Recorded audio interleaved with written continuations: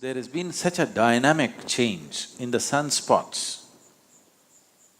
There is going to be very dynamic change in the sunspots in the coming 6 years.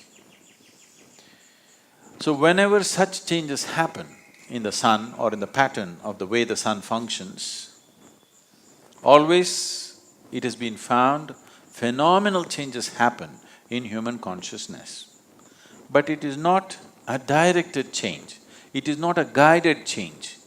Changes will happen. Like a full moon day or a new moon day, on these days, there are certain changes happening within a human being.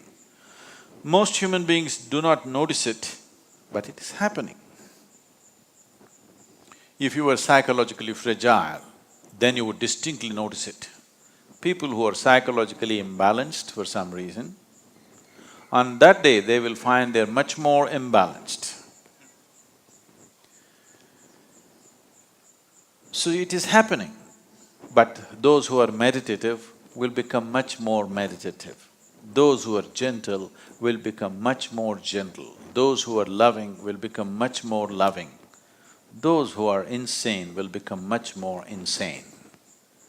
So, it will set a certain pitch, but it does not direct.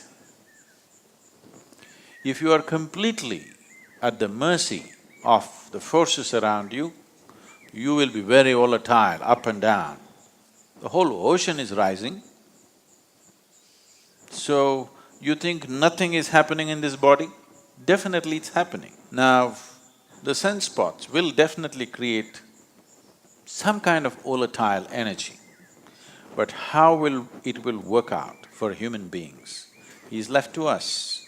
That's why I said, if we have a prediction and wait for it, we don't know how it'll go.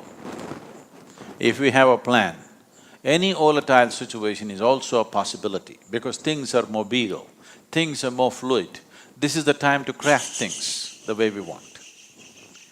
So it is a possibility.